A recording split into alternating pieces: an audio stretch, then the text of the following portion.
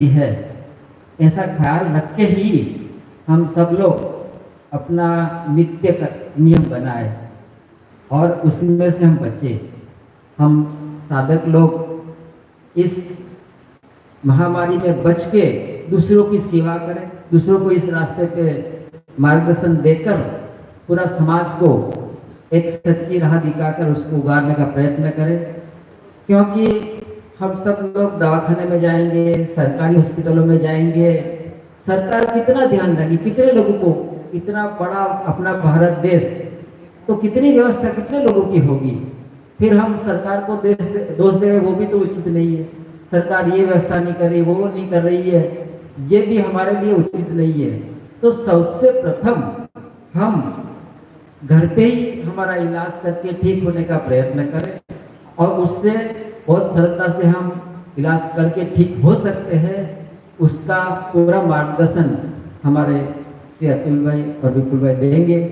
तो आगे हम अतुल भाई को प्रार्थना करेंगे कि अपनी यहाँ पर इस तरह से हमारे भाई लोग इस महामारी से बचकर अपना जीवन ध्यानमय, सत्संगमय, ज्ञानमय बनाकर और हमारी उत्तरोत्तर प्रगति करें।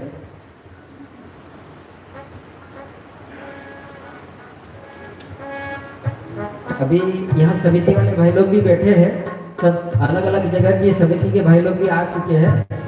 तो हम इसीलिए यहाँ कार्यक्रम रखा है मीटिंग का कि ये सब लोगों को जानकारी मिले और सब लोग इस कार्य में लगे, ज़्यादा से ज़्यादा मात्रा में इसका प्रचार प्रसार हो और हम सबको घर घर तक पहुँचाए, इस दवाइयों को जानकारी पहुँचाए, यही जरूरी है। इसीलिए अपन ने यहाँ पर एक कार्यक्रम रखा है। दूसरा, ये सब पूरा होने के बाद हम पूज्य बापू का यहाँ पर जन्म दिवस आ रहा है 2 मई को, तो उस दिन क्या कार्यक्रम रहेगा उसका भी थोड़ा यहाँ चर्चा करेंगे। उसके बाद अपन यहाँ अपना जो भी है पूरा करेंगे कार्यक्रम।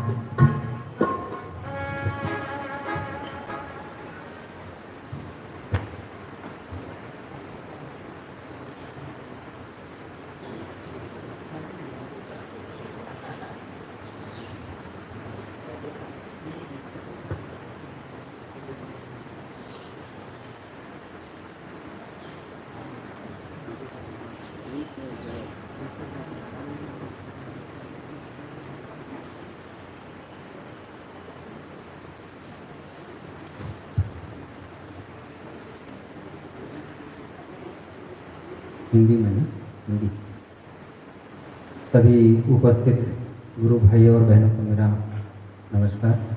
पूज्य बाबूजी के श्री चरणों में मेरा साष्टांग दंडवत।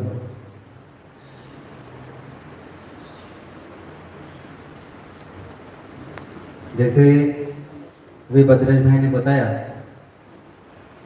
जिस तरह से परिस्थिति बिगड़ती जा रही है, दिन ब दिन बिगड़ती जा रही है, सभी लोगों को पता है, उस बारे में ज़्यादा विश्लेषण करने की जरूरत नहीं है। सबसे पहले ये जान लेते हैं कि ये जो वायरसेस है ये पनपते क्यों है, ऐसा होता क्यों है। आपका शायद पता होगा क्योंकि ये कोरोना ने बहुत सारी शिक्षा हमें दे दी है। हर 100 साल में ऐसा देखा गया है, ऐसे कुछ महामारी आ जाती है। इससे पहले की महामारी शायद आपको पता होगा 1920 में थी, पता शायद, फ्रेंच फ्लू। उसमें बहुत सारे लोग, मिलियंस ऑफ लोग मर गए थे। एग्जैक्टली 100 साल पहले 1920। उससे 1820, 1720 ऐसा कुछ घटित होता है। आपको थोड़ा सा मैं बता देता हूँ, ज़्यादा डिटेल में इसलिए नहीं जा रहा हूँ क्योंकि हमें अभी करना क्या है, इसका सॉल्यूशन क्या है, इसके हमें अभी वास्तविक जो आज की जो परिस्थिति है उसके बारे में हमें ज़्यादा जानकारी लेनी है। वायरसेस तब पनपते हैं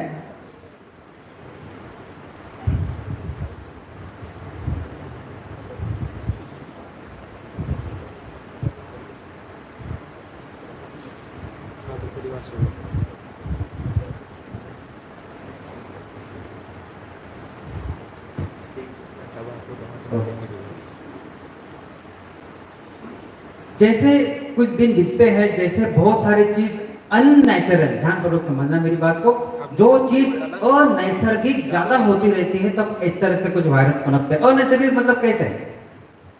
जैसे ज्यादातर वायरस, आपको इतिहास पता होगा, अभी कोरोना का भी इतिहास शायद आपने सुना होगा कि ये एक बैट, बड़वा क्या बोलते हैं उसको, बैट, जामर, उसमें से निकला हुआ है, ऐसा आपको शायद इतिहास सुना होगा आपने।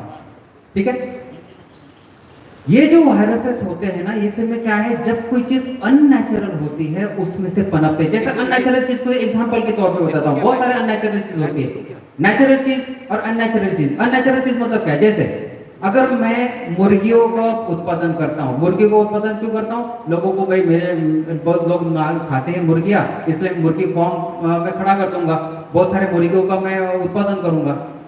ठीक है, मेरे पीछे क्या था? मुर्गी को उत्पादन मैं क्यों कर रहा हूं? लोगों को खिलाने के लिए, उसमें मुझे पैसा कमाना है।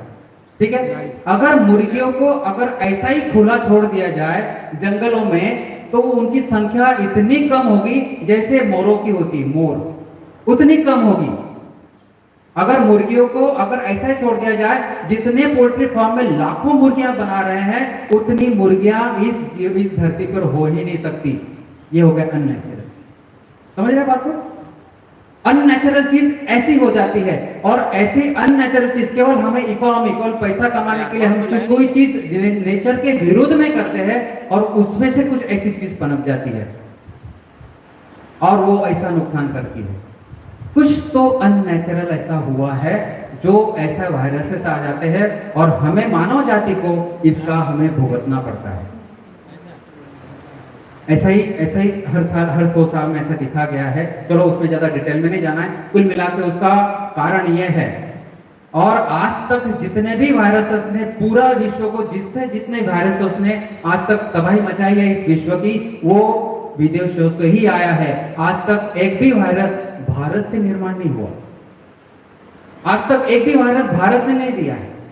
अभी का भी जो वायरस आया है चाइना से आया है, उससे पहले भी जो था कहीं और से आया था, उससे पहले और कहीं से आया था। सभी वायरसेस ज्यादातर विदेश से आए हैं, भारत से नहीं आए। आध्यात्मिकता का अभी भी उसमें प्रभाव दिखता है। खैर, उसमें मैं ज्यादा बहुत डिटेल में इसलिए नहीं जाना चाहता क्योंकि विषयांतर हो जाए। अब ये वायरस आया है, तो वायरस इतनी तबाही मचा रहा है, कई लोग मर रहे हैं, आप लोग सब देख ही रहे हो। तो सचमुच ये वायरस इतना खतरनाक है क्या? इतना खतरनाक है? देखा जाए तो धरती पर या यूनिवर्स में, पूरे ब्रह्मांड में कोई भी ऐसा वायरस हो ही नहीं सकता जो हमारे प्रतिकार शक्ति से बढ़कर हो। हमारे प्रतिकार शक्ति से बढ़कर कोई भी वायरस हो ही नहीं सकता।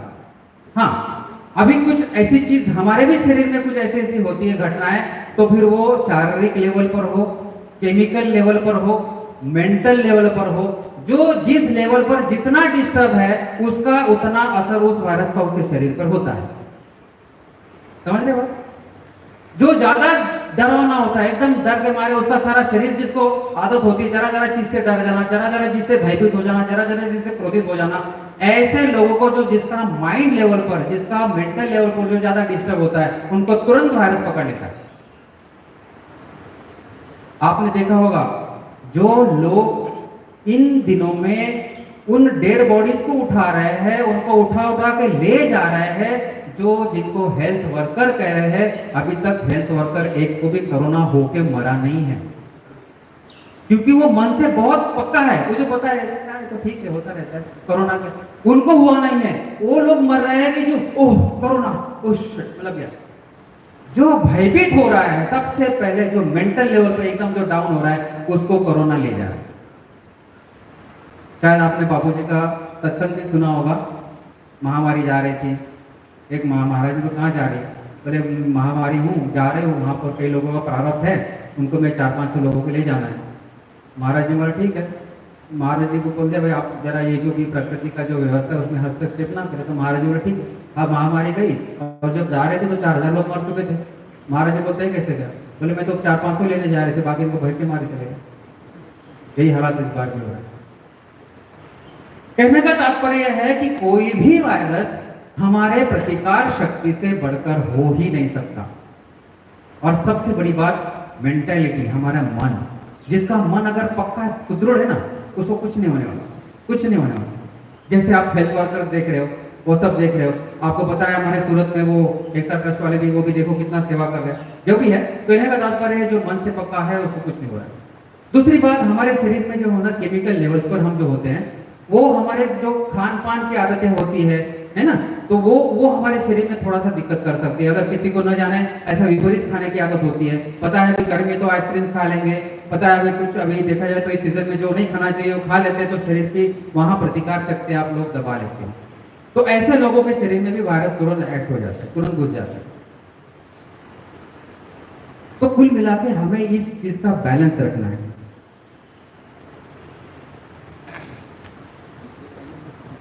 सब लोग ने तो ऐसे देख लिया, फॉर्मेलिटी कर लिया। लाइव चालू है, लाइव चालू। ओके, चलो ठीक है, ऐसे दिख रहा हूँ। कहने का तात्पर्य है ये चीज हमें अभी संभालनी है। इन दिनों में हमें सबसे पहले हमारे मन से भय निकालना है, भय। आपको मैं थोड़ा सा साइंटिफिक भी बता देता हूँ कि देखो, आपने सुना होगा कि प्रतिकार, हर जगह वही बताया जाता है, प्रतिकार शक्ति बढ़ाओ, प्रतिकार शक्ति बढ़ाओ, प्रतिकार शक्ति बढ़ाओ। यही कहा जा रहा है, ठीक है। पर ये प्रतिकार शक्ति क्या बला होती है, क्या होती है हमारे शरीर में? प्रतिकार शक्ति जो हमारे शरीर में भगवान ने दी है, प्रकृति ने हमारे सेठ दी है, ये इतनी बढ़िया चीज दी है। तो ऐसा कोई भी ऐसा वायरस नहीं, ऐसा कोई भी जीवाणु नहीं, विषाणु नहीं है कि जिसको हम कंट्रोल नहीं कर सकते। ऐसे शरीर में हमारा है, ऐसी सिस्टम हमारे शरीर में भगवान ने दे रखी है। वो जो प्रतिकार शक्ति होती है, मेरे शरीर में अगर कोई भी वायरस जाता है, तो वो वायरस जाने के बाद मेरी इस प्रतिकार शक्ति में एक सेल भगवान ने ऐसे दी है, वो सेल्स जो हो ये देखते हैं कि सचमुच जो आया हुआ वायरस है सचमुच घातक है या नहीं। अगर घातक है तो अपना वो एक्टिवेशन शुरू कर देगा, अपना वो काम शुरू कर देगा, और उसको, वायरस को मारने के लिए एक हमारे शरीर में सैनिक तैयार कर देते हैं, वो हमारी प्रतिकार शक्ति। और उस सैनिकों का नाम अगर इंग्लिश में बोलना है, मेडिकल भाषा में कहा जाएगा, उसको बोलते हैं एंटीबॉडीज। एंटीबॉडीज, तो हमारे शरीर में एंटीबॉडीज बनते हैं। आपने सारे सुना होगा, सब लोग, कॉमन लोगों के लिए मैं बोलता हूं, आपको पता होगा एक लाल पेशी होती है, एक सफेद पेशी होती है। एक लाल रंग की पेशी होती है खून में, एक सफेद रंग की पेशी होती है। जो सफेद रंग की जो पेशी होती है वो ये काम करती है हमारे शरीर में, जो प्रतिकार शक्ति में जो सैनिकों को बनाना है, आया हुआ जो वायरस है उसको लड़ने के लिए वो काम करती है। अपनी WBC जो हमारे व्हाइट, उसका और प्रोसेस है, ज्यादा डिटेल में जाने की जरूरत नहीं, पर केवल समझने लेके समझ। अब वो कब एक्टिव होती है? जब वो एक सेल्स होती है, उसको पता चलता है कि आया हुआ वायरस सचमुच घातक है, तो शुरू होती है। अगर घातक नहीं है तो वायरस पड़ा रहता है। तो उन सेल का नाम है, हमारे शरीर में दिया वो डेंटेट्रिक सेल। वो होता है, चलो नाम भूल, आप उसकी कोई जरूरत नहीं जाने की, पर वो सेल है, वो हमारे शरीर में डिसाइड करते हैं कि सचमुच ये वायरस घातक है या नहीं। चलो मान लिया ये वायरस हमारे शरीर में घातक है। वायरस में, मेरे पास अगर कोरोना आ गया, कोरोना मेरे शरीर में आ गया, अगर मुझे शुरुआत में आ गई सर्दी खांसी, ये आ गई, ठीक है। सर्दी खांसी आने से तुरंत क्या होता है, सर्दी खांसी अभी जैसे आते हैं, उसके बाद तुरंत हमारे शरीर में इम्यूनिटी क्या करती है, भाई चलो ये घातक है, ये वायरस घातक है, तुरंत डेंटेट्रिक सेल क्या करती है, तुरंत अपनी इम्यूनिटी, बाकी व्हाइट सेल्स को तुरंत एक्टिवेट कर देती है। व्हाइट सेल तुरंत सैनिक बनाना शुरू कर देती है, क्योंकि वो आया हुआ वायरस हमारे शरीर में ज्यादा फैलाव ना करे, उसके उसको मल्टीप्लाई करने के लिए, सैनिक बनाने के लिए वो डेंटेट्रिक सेल हमारी इम्यूनिटी को ट्रिगर कर देती है, मतलब उसको उकसाती है, और हमारे शरीर में वो वायरसेस बनने लगते हैं, हमारे शरीर में, सॉरी, वो एंटीबॉडीज बनने लगते हैं वायरस के विरोध में। उतने में क्या करती है हमारी प्रतिकार शक्ति, तब थोड़ा टेम्परेचर भी बढ़ा देती है, हमारे शरीर का टेम्परेचर भी बढ़ा देती है। क्यों बढ़ाती है टेम्परेचर? क्योंकि जो वायरस है वो एक पर्टिकुलर टेम्परेचर भी मल्टीप्लाई होता है, बढ़े हुए टेम्परेचर में वायरस मल्टीप्लाई नहीं होता। आपको जैसे वायरस जाता है, आपको सर्दी खांसी बुखार आ गया, आप लोग क्या करते हो? तुरंत डॉक्टर के पास जाते हो, डॉक्टर साहब मुझे सर्दी खांसी बुखार आ रहा है। डॉक्टर क्या करता है, तुरंत आपको एंटीबायोटिक दे देगा, पैरासीटामोल दे देगा, न जाने आपको जो भी दे देगा। आपको डर किस चीज का लगता है? आपको डर लगता है आपको बुखार का। बुखार आ गया, बुखार आ गया।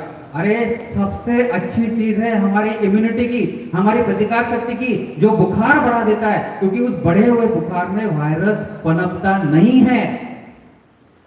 और हम वही सबसे बड़ी गलती कर देते हैं कि आप जाके तुरंत पैरासीटामोल और गोली खा देते हो और आपका बुखार दबा देते हो। बुखार दब जाने से वायरस को और मल्टीप्लाई होने के लिए मदद मिलती है, और आपका वायरस अभी थोड़े समय के लिए तो ऊपर ही रहता है। आप लोग थोड़ा एंटीबायोटिक खाते हो, पैरासीटामोल खाते हो, वायरस और सर्दी खांसी आपको ठीक हो जाती है। आप लोग को लगता है देखो कितना बढ़िया हो गया, मेरे डॉक्टर के पास जाते, डॉक्टर हाँ बढ़िया, सर्दी खांसी तो कम हो गई है।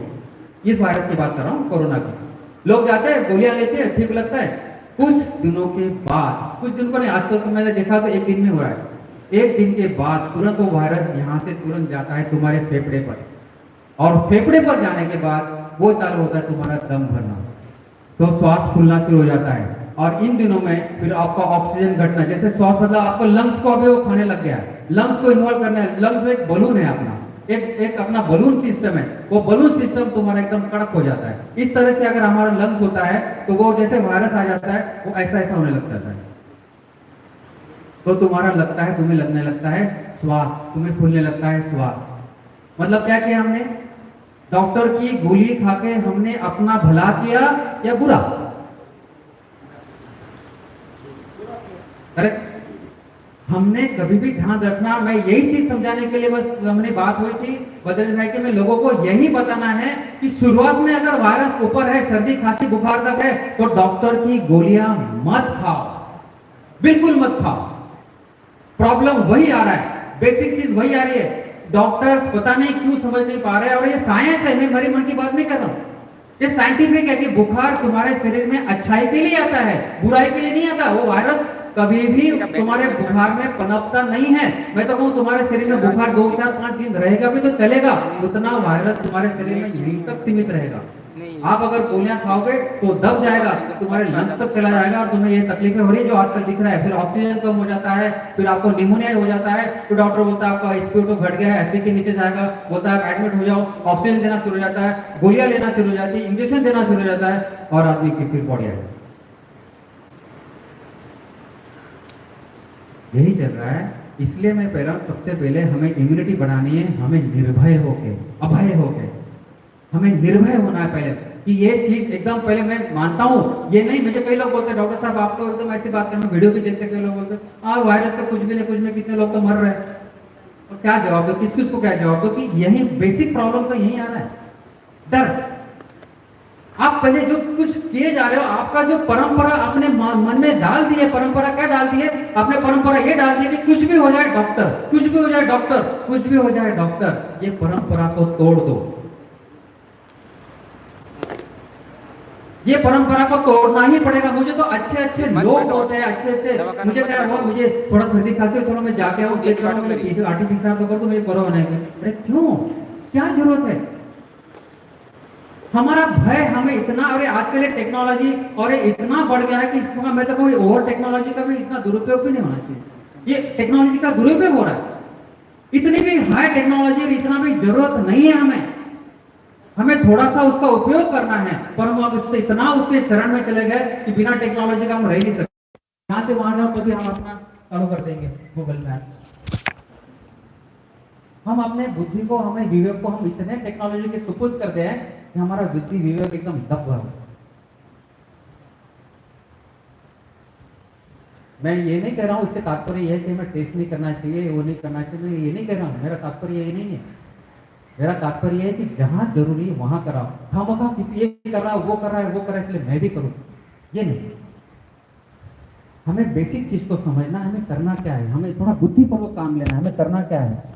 ये वायरस, सच में बता रहा हूं, ये माइनर इलनेस सिंड्रोम में गिना जाता है। 58% ऑफ जो भी डिसीज है पूरे विश्व में, ये माइनर इलनेस सिंड्रोम में है। 2% मेजर इलनेस सिंड्रोम में होते हैं, और बाकी लाइफस्टाइल की बीमारी होती है। माइनर इलनेस सिंड्रोम, आज तक कभी आपको सर्दी खांसी हुई नहीं थी क्या? हुई थी। हमें आज तक कभी बुखार नहीं आया था क्या? आया था। पर ये थोड़ा अलग है, मानता हूं। ये अलग क्यों हो जाता है? हमारी गलतियों से। जरा जरा चीज से भागो, जरा जरा चीज से इंजेक्शन ले लो, जरा अरे बुखार आ गया, अरे मुझे सर्दी हो गई, अरे मुझे कफ हो गया, अरे क्या, अरे घर में हो रहा है। मैं कितने लोगों को ऑनलाइन, शायद हो सकता है कई लोग मेरे ऑडियो वीडियो देख के थोड़ा सा ऑनलाइन करके कर लेते, मुझे मैसेज भी आ जाते हैं, हमें फोन भी आ जाते हैं कि हम आपने बताया ऐसा किया, ठीक हो गए। अरे मतलब उसी से ठीक होता है। गोलियां और दवाएं इसके लिए बनी नहीं। एंटीवायरल कभी भी विश्व में बन सकता नहीं है, क्योंकि वायरस का एक अपना रूप है, वो अपना स्वरूप बदलता रहता है। वायरस कभी भी एक जैसा नहीं होता। आज ऐसा है तो कल अलग है। समझ लो, उदाहरण के तौर पे बोलता हूं, आज वायरस समझ लो मच्छर के रूप में आया है। मैं मच्छर के लिए अगर मैंने रैकेट बना दी, उसको मैं चलो मच्छर को मारने के लिए रैकेट बनाऊं, मच्छर को मारने जाऊं तब तक वो मच्छर बन जाएगा चूहा। अब उस रैकेट से मैं तो चूहा नहीं मार सकता हूं। अब चूहा मारने के लिए मैं कुछ चीज बनाऊं, चूहे के मारने जाऊं तब तक बन जाएगी बिल्ली। अब बिल्ली के वो तो चूहे वाली चीज बिल्ली नहीं मार सकता। अब बिल्ली को मारने के लिए या पकड़ने के लिए मैं पिंजरा बनाऊं, छोटा सा पिंजरा बनाऊं जिसमें बिल्ली फंस जाए और उसको बिल्ली को पकड़ने जाए तब तक बिल्ली बन जाएगी कुत्ता। ये होता है वायरस, ये होता है वायरस। वायरस अपना फॉर्म बदलता रहता है, एक जैसा नहीं होता। उसका अगर मैं साइंस कहूं तो वो बहुत डिटेल में हो जाएगा, हो सकता है कि आपको समझाने के लिए मुझे ज्यादा देर लग जाएगी। वायरस कुल मिला के एक जैसा होता नहीं है कभी भी, वो सतत म्यूटेट होता है। उसको मेडिकल भाषा में बोलता है इसे म्यूटेशन, बदलता रहता है, वो अपना फॉर्म बदलता रहता है। तो ये म्यूटेशन होता है हमारा। देखो कितना भी म्यूटेटेड हो, कुछ भी हो, कितना भी बदलता वायरस हो, फिर भी हमारे इम्यूनिटी, हमारे प्रतिकार शक्ति के ऊपर नहीं हो सकता। इसलिए हमें अपनी प्रतिकार शक्ति बनानी है, बढ़ानी है। और प्रतिकार शक्ति केवल तुम कुछ खा के या दवाई लेके नहीं बढ़ती। अब वो कैसे बढ़ती है, मैं अभी उस पॉइंट पे आ जाता हूं, सॉल्यूशन पे आ जाऊं। ज्यादा एक्सप्लेनेशन की जरूरत नहीं है, ठीक है, इतना बेसिक चीज बहुत हो गया। फिर भी मैं आखिरी में आपको प्रश्न करने के लिए आपको मौका देता हूं कि आप मुझे प्रश्न करना, ताकि मैं उसका उत्तर दूं। हो सकता है कई लोगों के हृदय में कुछ प्रश्न हो, मेरी बातों का कुछ शायद कुछ रह जाता हो, तो मुझे पूछ लेना ताकि मैं उसका उत्तर दूंगा। फिर डॉक्टर विपुल आपको बताएंगे आगे। अब मेरे अंदर अगर वायरस घुस गया है, मेरे अंदर अगर सर्दी खांसी आ गई है, मेरे अंदर अगर बुखार बढ़ ही गया है, चालू हो गया है, और हो सकता है चलो ये भी मान लो कि आपने जाके टेस्ट भी किया है और आपका आरटी-पीसीआर पॉजिटिव भी आया है, मान लो कि आपको कोविड हो ही गया है, तो करें क्या? अब करें क्या कि हमें सबसे पहली चीज हमें ये करना है, हमें सबसे पहले हमारे घर में ही कुछ जो चीज है उसका इस्तेमाल करना है। हमारे घर में ही, माताओं बहनों, हमारे घर में जो भी मसाले हैं, आपके घर में आप जो सब्जियां बनाते हो, जो भी किचन में जो कुछ भी मसाले यूज करते हो खाना बनाने के लिए, वो सभी एंटीवायरल है, सभी हाईली एंटीवायरल है। आप जो भी कुछ इस्तेमाल करते हो खाना बनाने की, हमें सबसे पहले जब मुझे सर्दी खांसी बुखार आने लग गया तो मैं ये करूंगा कि एक आध दिन का मैं कंप्लीट उपवास कर दूंगा, कुछ खाऊंगा नहीं। देखो हमारे शरीर में पेट एक ऐसी चीज है ना, पेट में कोई भी अगर अन्न जाता है ना तो हमारे शरीर में उसकी एनर्जी लगती है, उसमें ब्लड फ्लो लगता है जरूरी अन्न पचाने के लिए। अगर आप एक दिन का लंघन कर देते हो, उपवास करते हो, तो कुछ होता नहीं है। हाँ भले आप लिक्विड पियो, नो प्रॉब्लम। अगर आप जलीय पदार्थों कुछ खाते हो तो उसमें आपका एनर्जी लॉस नहीं होगा, पर अन्न मत खाओ एक दिन के लिए। बाद में धीरे धीरे आप लिक्विड में बताता हूँ आगे करना क्या होता है। पर एक दिन, जैसे भी आज आपको बुखार सर्दी खांसी आई तो आप तुरंत खाना बंद कर देना। करना क्या है, आपको तुरंत स्टीम लेना शुरू कर दो, आपको भाप लेना शुरू कर दो। आप ये जो वायरस है ये मात्र भाप से मर रहा है। आपको पता है चाइना है, जापान है, वियतनाम है और अफ्रीकन सारी कंट्रीज है, इन्होंने आज तक लॉकडाउन किया नहीं है, और आज तक लॉकडाउन है ही नहीं वहां, और वहां पर ज्यादा कोरोना का फैलाव भी नहीं है, और वहां ज्यादा लोग मर भी नहीं रहे।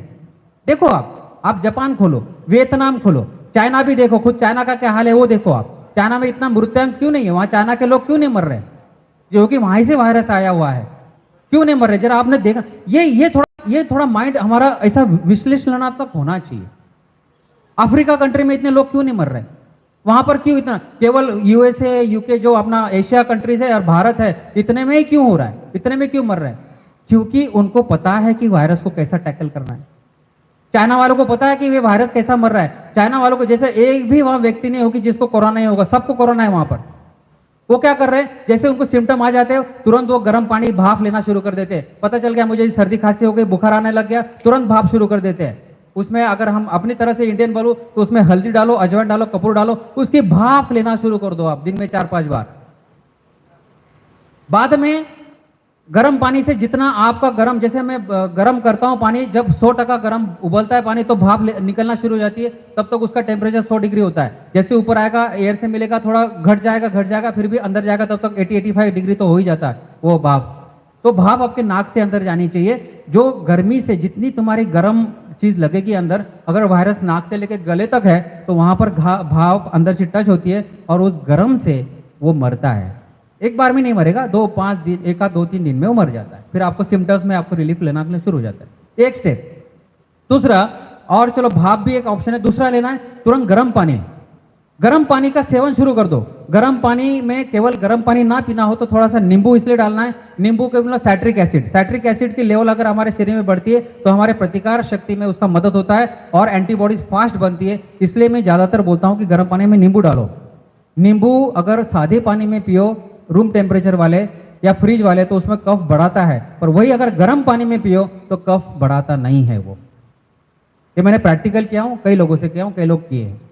इसलिए गर्म पानी में नींबू, अदरक और हल्दी थोड़ा थोड़ा डालना, बोले जरा जरा डालना, और वो आप गर्म पानी का गरम जैसे हम चाय पीते हैं वैसा आप लोग गर्म पानी पीना है। अगर ज्यादा तकलीफ है तो 4 से 5 बार पी सकते हो, और थोड़ी बहुत होती 3 बार तो आप गर्म पानी पी सकते हो, सुबह दोपहर शाम। सेकंड स्टेप, फिर भी गरम जाएगा तो आपका वायरस यहां पर मर जाएगा। मतलब अभी तक वायरस ऊपर ही ऊपर है, वहीं पर वो 2-3 दिन में 100%, मैंने कई लोगों को किया है, वही मर जाता है। और वहां भी मर जाता है तो आपकी इम्यूनिटी वैसे ही बढ़ जाती है, एंटीबॉडीज आपके शरीर में हो जाते हैं, तो आपको इम्यूनाइज हो जाते हो।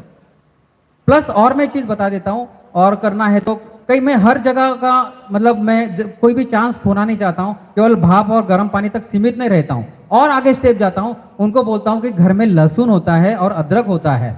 लहसुन और अदरक एक इतना हाईली एंटीवायरल है, ये साइंटिफिकली प्रूव है, ये मेरी बात नहीं है। आपको मैं साइंटिफिक इसलिए बता देता हूं कि आपको समझ में आ जाए उसमें क्या होता है।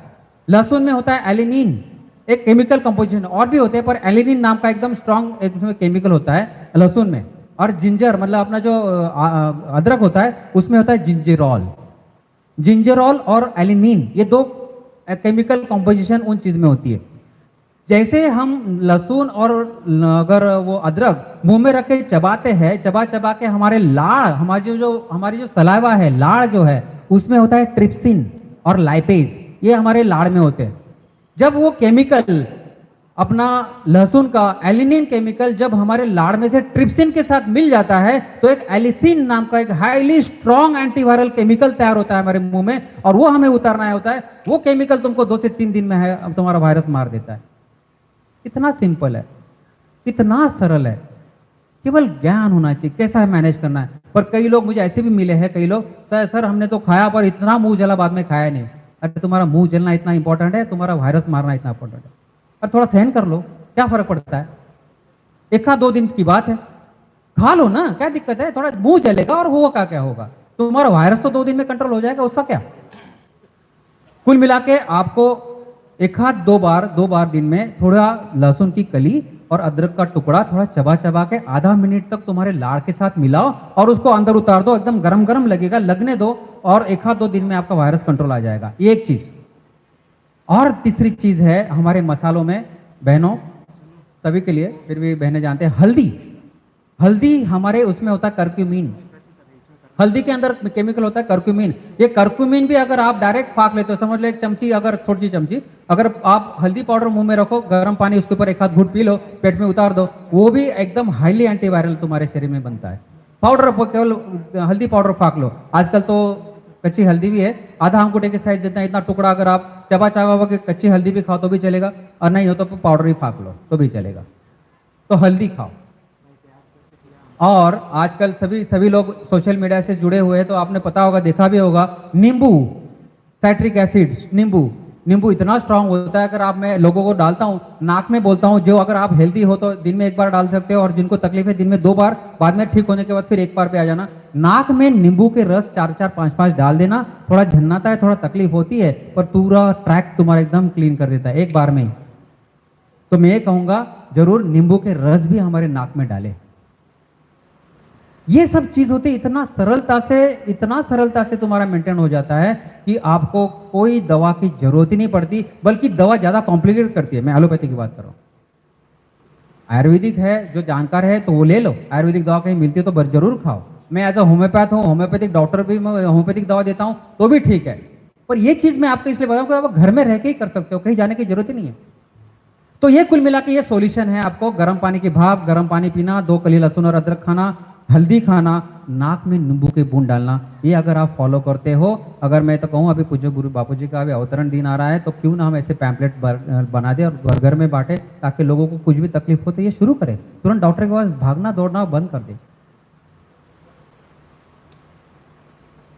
दूसरी बात, इम्यूनिटी बढ़ानी है, चलो ये तो चीज मैंने बताया, अभी सॉल्यूशन बताया उसका।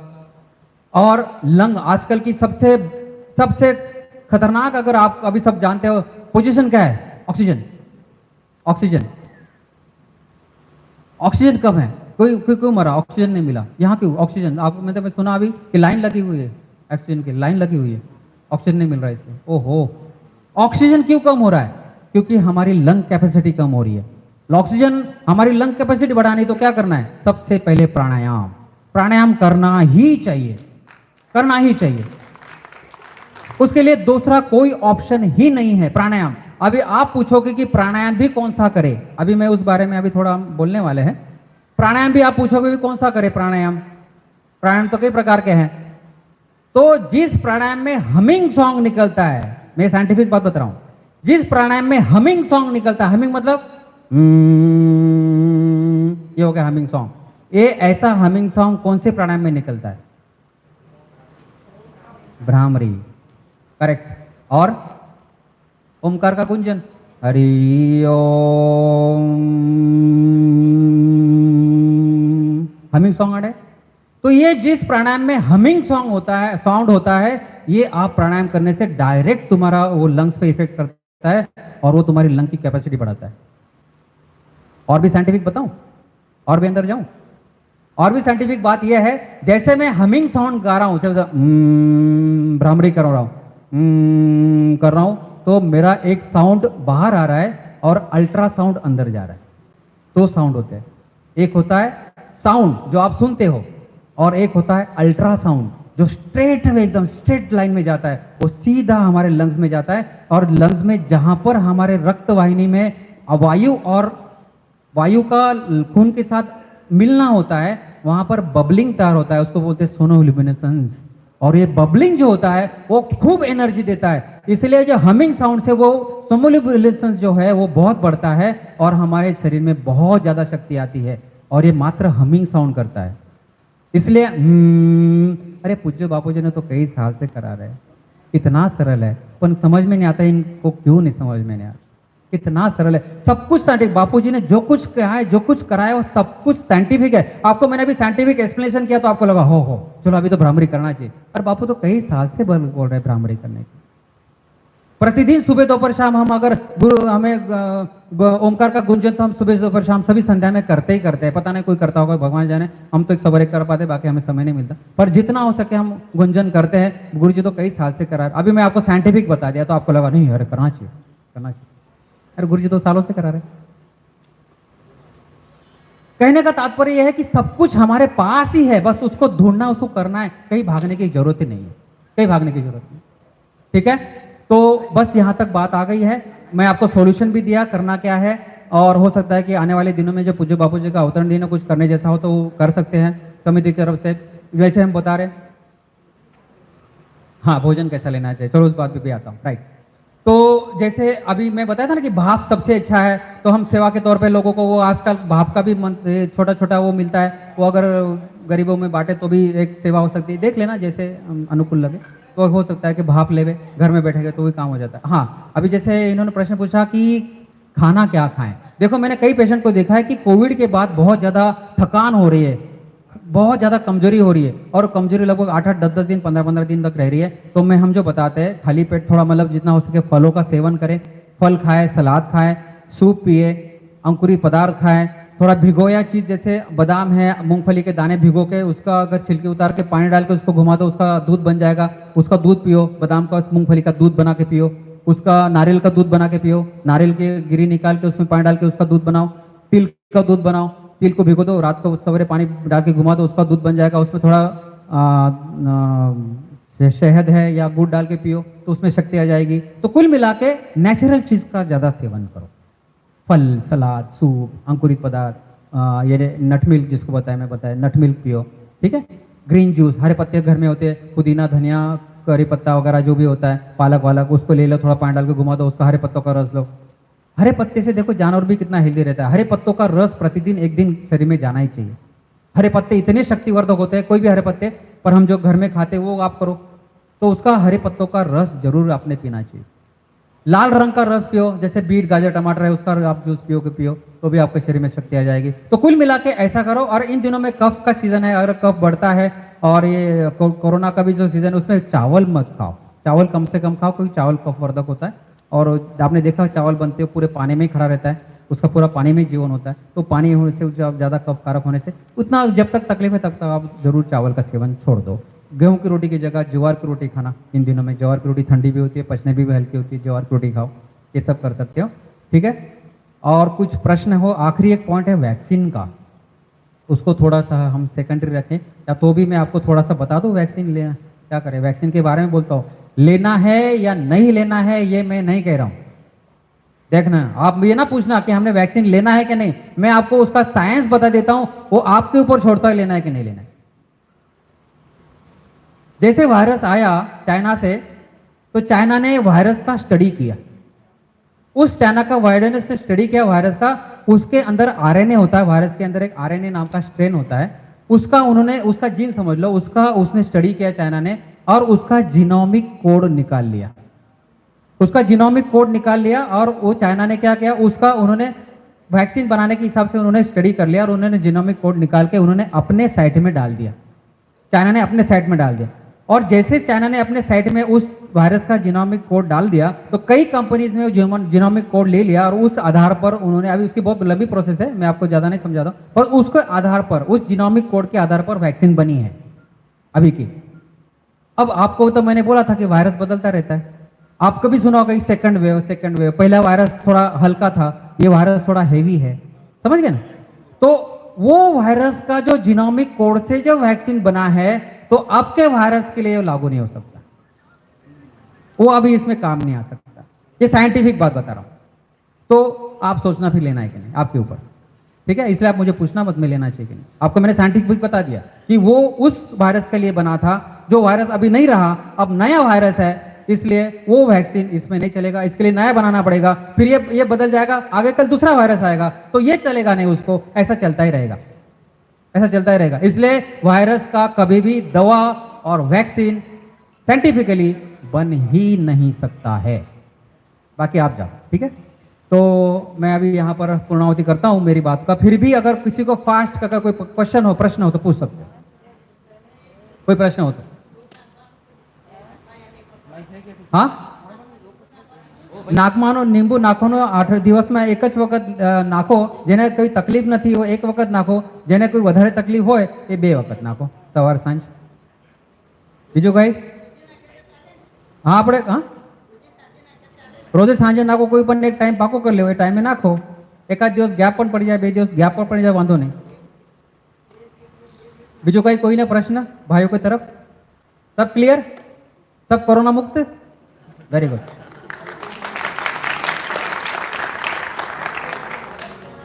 उधरस खांसी के लिए खांसी, ऑक्सीजन बढ़ाने के लिए मैंने जैसे बताता हूं, शायद वीडियो में देखा आपने, जिसका ऑक्सीजन अगर कम है तो वो उल्टा सो जाए, प्रोन पोजीशन, उल्टा, हमारे पेट के बल सो जाए उल्टा, और ऐसा मुंह के सामने थोड़ा फैन लगा ले, उल्टा सो के मुंह पे फैन लगा लो, ताकि आपका तुरंत, जैसे देखो उसके पीछे साइंस है कि अगर मैं सीधा सोता हूं तो मेरा हार्ट ऊपर है, लंग्स नीचे है, पर मैं उल्टा सोता हूं तो मेरा लंग्स ऊपर है, हार्ट नीचे है, तो इसलिए डायरेक्ट लंग्स में हवा जाती है, इसलिए आपका ऑक्सीमीटर से आप चेक भी कर सकते हो, उल्टा सोने से आपका ऑक्सीजन बढ़ जाता है।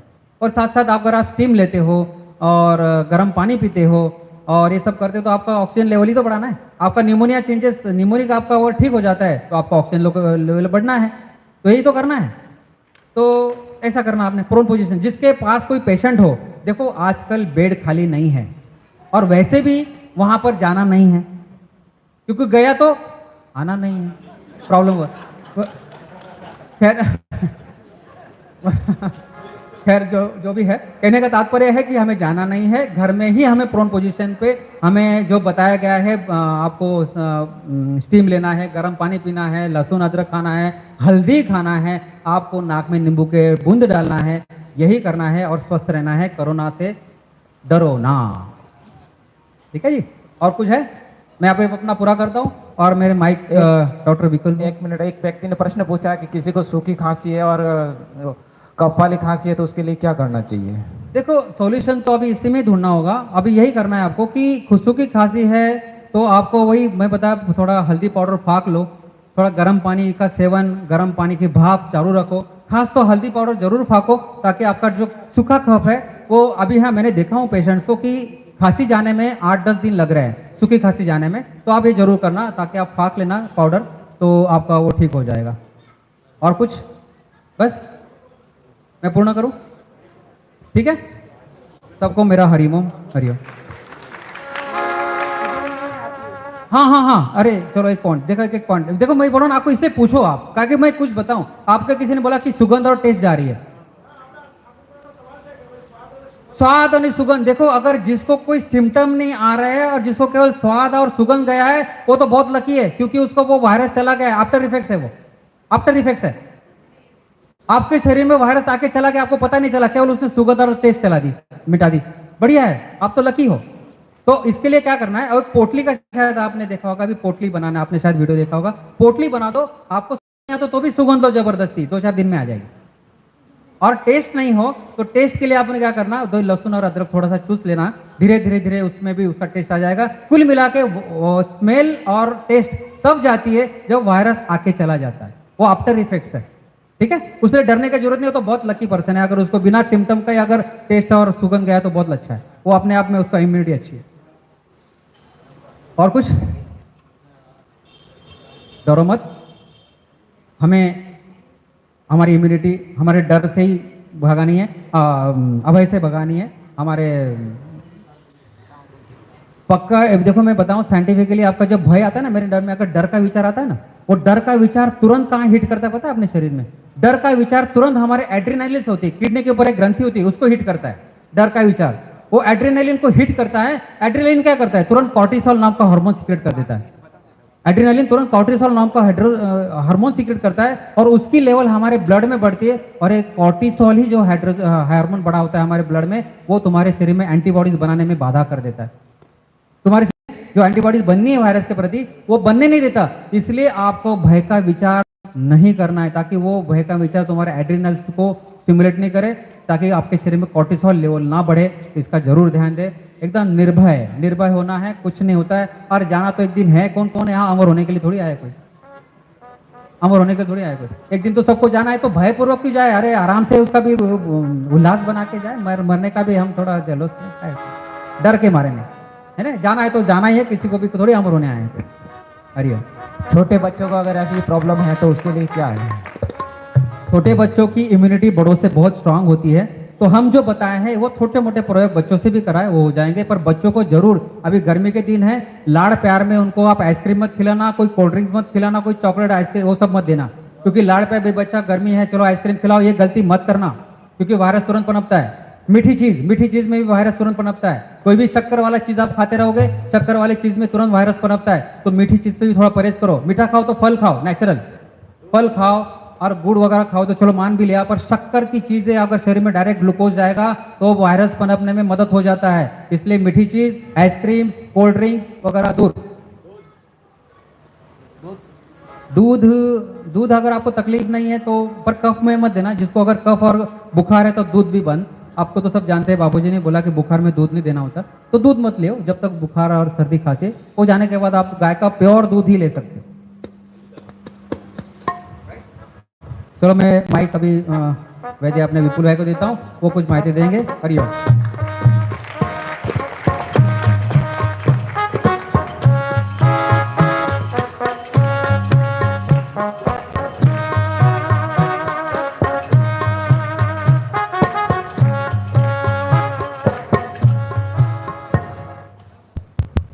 हरिओम।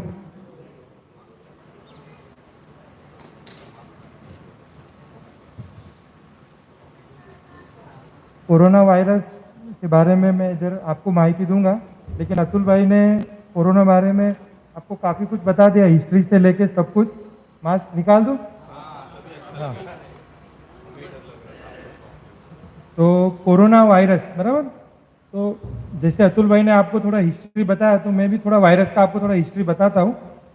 ये कोरोना वायरस जो आप बीमारी सुन रहे हो, लास्ट 1 साल से सुन रहे हो बराबर, लेकिन इससे पहले कई बीमारी ऐसी आ चुकी, जैसे चिकनगुनिया वायरस, है ना? चिकनगुनिया वायरस पता है सबको। फिर दूसरा वायरस बोले तो डेंगू, ये भी एक वायरस की बीमारी है। तीसरा बोले तो अपना HIV virus, human immuno deficiency virus बराबर, वो भी एक वायरस की बीमारी है। चौथी बीमारी बोलो तो हेपेटाइटिस बी बराबर, जो भी अपने कमड़ो बोलते हैं, कमड़ा गुजराती भाषा में। कमड़ा 5 प्रकार का रहता है, hepatitis A B C D E। उसमें से जो एक हेपेटाइटिस बी है वो वायरस रिलेटेड है, और वो ऐसा वायरस है जो एक बार लग गया तो फिर बाद में मिटने का चांसेस बहुत कम है बराबर। जिसको एक बार हुई तो अच्छी हो जाती है बराबर। आपने किसी को अगर डेंगू का कम से कम 8-8 महीने घुटनों में दर्द रहता है कि नहीं, लेकिन वो चिकनगुनिया रिपोर्ट में नेगेटिव हो जाता है। जबकि किसी को HIV का इंफेक्शन लगा या किसी को हेपेटाइटिस बी हुआ तो उसको लाइफ टाइम वो प्रॉब्लम रहता ही है।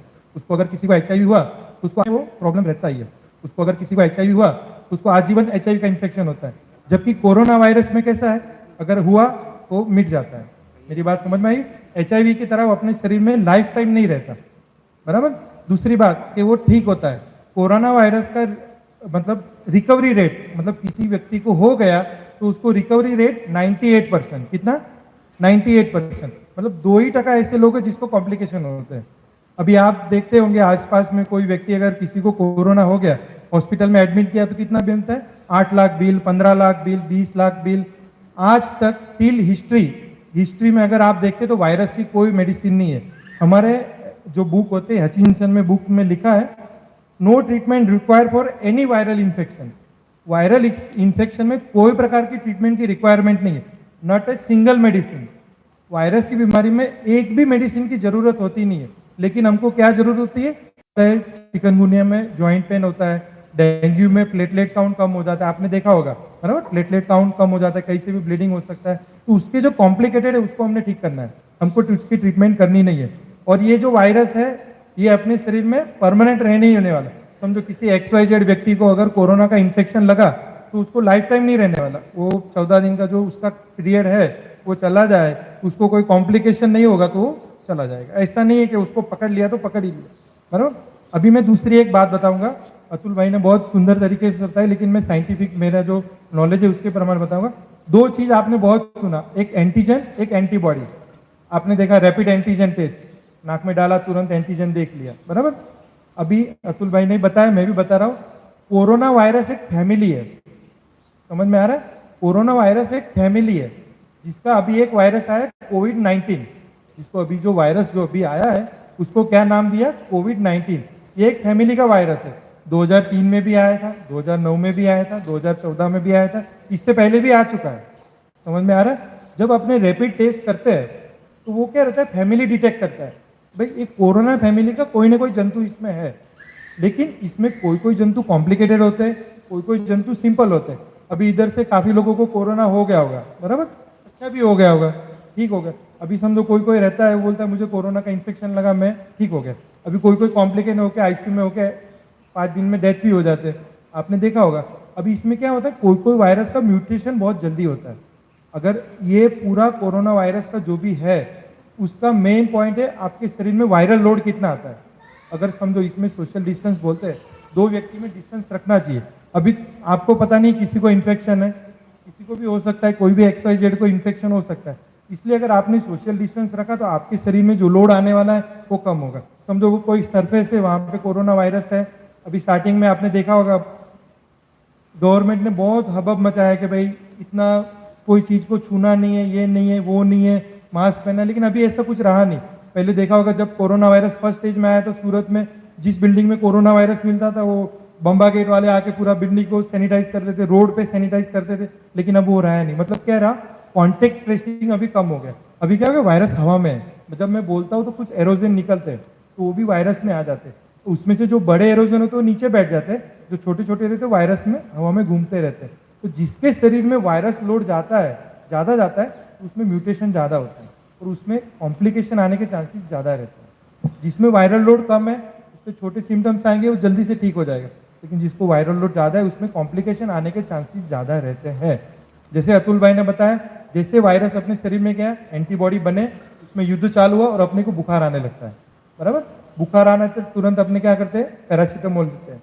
पैरासीटामोल से बुखार दब जाता है, वायरस कम नहीं होता है। आप ये बात अपने दिमाग में फिट कर लो। अगर आपको बुखार आए तो आप जो अतुल भाई ने जो प्रयोग बताया वो करो, लेकिन उसके साथ अपने आयुर्वेदिक की बहुत एक सुंदर मेडिसिन है शनशमनी वटी। शनशमनी वटी अपने स्टोर पे मिलेगी। और अब की बार जो शनशमनी वटी बनाई है गुरुजी की आज्ञा से, उसमें अभ्रक भस्म डाला है, बराबर। और ये हमारे जो पाठ है उसमें अलग अलग पाठ आते हैं।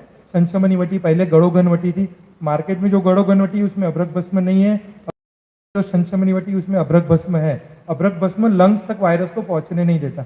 अगर आपको आज ही बुखार आए, तुरंत आप 5 गोली शनशमनी वटी ले लो, फिर आधे घंटे में बुखार चेक करो, बुखार कम नहीं हुआ, फिर 1 घंटे के बाद फिर से 4 शनशमनी वटी लो। हो सके तो आयुर्वेदिक मेडिसिन से आप बुखार भगाओ। अगर उससे बुखार भाग गया तो आएगा ही नहीं, पहली बात। अगर आयुर्वेदिक मेडिसिन से या पोछा रख के या जो भी मेडिसिन से एक बार अगर बुखार गया तो दूसरी बार आएगा नहीं। उसका मतलब क्या हुआ, वो वायरस लोड कम हो गया। अगर वायरस लोड कम किया, वायरस का म्यूटेशन कम किया, तो वायरस अंदर म्यूटेशन नहीं होगा, वायरस लोड बढ़ेगा नहीं। और दूसरी मेडिसिन बताओ, अभी पूज्य गुरुदेव ने निरापद वटी, निरापद वटी बताइए, तो निरापद वटी, शनशमनी वटी, बराबर, फिर दशमूल का काढ़ा, बराबर, फिर पत्यादि क्वाथ, ये कुछ मेडिसिन है जो वायरस लोड कम करती है, बराबर। एक बहुत बहुत अच्छी मेडिसिन है, मेरे ख्याल से इधर बैठे हुए हर एक को पता होगा, करियातू। कितने लोगों ने सुना है करियातू? Kariyatu is a excellent medicine to reduce virus load. मैंने जब तक अभी तक स्टडी किया, मैं तो हमारे आयुर्वेदिक में 2000 रिसर्च हुआ है, और मैं आज छाती ठोक के बोल सकता हूँ एलोपैथी का कोई भी ड्रग, यानी सिंगल ड्रग, रेमेडिसिविर, फेबिफ्लू, उसका टक्कर नहीं ले सकता। करियातू का टक्कर कोई भी एलोपैथी की मेडिसिन के सामने नहीं है। अगर आपको बुखार है, तुरंत आप करियातू का काढ़ा चालू करो। अगर आपके पास करियातू का पाउडर है तो वो चालू करो। हो सके तो आयुर्वेदिक मेडिसिन से बुखार को भगाओ। अगर आपको ज़्यादा शरीर टूटता है तो आप आधा पैरासीटामोल ले लो। अगर आपको बहुत तकलीफ होता है तो मैं तो बोलूँगा मत ही लो, ठंडा पानी का पोता रखो, कुछ भी दूसरा प्रयोग करो जिससे बुखार कम हो। लेकिन अगर बुखार आए, मतलब अंदर इम्यूनिटी डेवलप हो रही है, तो आयुर्वेदिक मेडिसिन से बुखार भगाओ, या होम्योपैथी का कोई मेडिसिन हो उससे आप बुखार को भगाने का प्रयत्न करो। मैंने आपको 2 मेडिसिन यहाँ पे बताई, शनशमनी वटी लोडेड डोज में 4 से 5 गोली, करियातू का काढ़ा या करियातू का पाउडर, उससे क्या होगा, वायरल लोड कम हो जाएगा। वायरल लोड कम होगा। एक्चुअली मैं सिविल हॉस्पिटल में भी जॉब किया हूँ, तो वहाँ पे MBBS डॉक्टर साथ में बैठे थे, तो उन्होंने काफ़ी कुछ बोला मुझे कि सर आपके पास रेमेडिसिविर के सामने क्या है। मैं बोला अगर मेरे पेशेंट को पहले मैंने करियातू दे दिया, मेरे पेशेंट को कॉम्प्लिकेशन ही नहीं आता। आज तक मैंने जितने भी पेशेंट ठीक किए, किसी को भी रेमेडिसिविर, फेबिफ्लू, ये सब मेडिसिन कोई काम की नहीं। रेमेडिसिविर मेडिसिन का अगर आप गूगल सर्च करोगे ना, 2009 में ये मेडिसिन शोधी गई थी, फर्स्ट ट्रायल में फेल हो गई। 2014 में फिर से इबोला में ट्राई किया, फिर से फेल हो गई। अभी कुछ बचा नहीं है तो रेमेडिसिविर दे दो। रेमेडिसिविर का ये रेमेडिसिविर का क्या काम है, खाली वायरल लोड कम करता है। जो इन्फेक्शन हो गया अंदर, जो वायरस म्यूटेशन होता है उसको कम करता है। उससे 100 गुना बेटर है करियातू। अगर किसी के पास करियातू नहीं मिलता तो महासुदर्शन चूर्ण आजू बाजू के किसी भी स्टोर पे मिल जाएगा। शनशमनी वटी, महासुदर्शन चूर्ण लोडेड डोज में लो। हर 2 घंटे में प्रयत्न करो कि इसी मेडिसिन से बुखार चला जाए। आपने लिया, फिर से बुखार चेक किया, अगर बुखार कम हो गया तो वापिस फिर 4 घंटे में ही लेना है। जब तक बुखार कम नहीं होता हर 2-2 घंटे में रिपीट करो। अगर आयुर्वेदिक दवाई से बुखार चला गया तो उसको कोई कॉम्प्लिकेशन का चांसेस नहीं है, बराबर। और दूसरा बात था एंटीबॉडी का, बराबर। जैसे अतुल भाई ने बताया वैक्सीन, बराबर। ये वैक्सीन क्या है? वैक्सीन क्या है? कोरोना वायरस को लेबोरेटरी में सफाई करते हैं। कोरोना जो वायरस है उसको म्यूटेशन करके लेबोरेटरी में डिटॉक्सिफाई करते हैं और वही वायरस आपकी बॉडी में डालते हैं, बराबर। वही वायरस डिटॉक्सिफाई करके अपनी बॉडी में डालते हैं, जिससे अपना इम्यून सिस्टम डेवलप होता है। और साइंस क्या बोलता है, अगर एक बार एंटीबॉडी डेवलप हुई तो 1.5 महीना रुकती है। तो वैसी वैक्सीन का क्या काम? मेरी बात समझ रही है? अगर समझो आपने वैक्सीन ले भी ली और उससे अपनी एंटीबॉडी बन भी गई तो कितने दिन रुकेगी? 1.5 महीना रुकेगी, 1.5 से 2 महीना। तो ऐसी बाहर की इम्यूनिटी कितने दिन लेंगे? है ना। अभी वो लोग प्लानिंग कर रहे हैं कि 6 महीने बाद बूस्टर डोज देने के लिए, जैसे मैं डॉक्टर हूँ, मुझे तो कंपलसरी था, उन्होंने 2 डोज दे ही दिया, बराबर।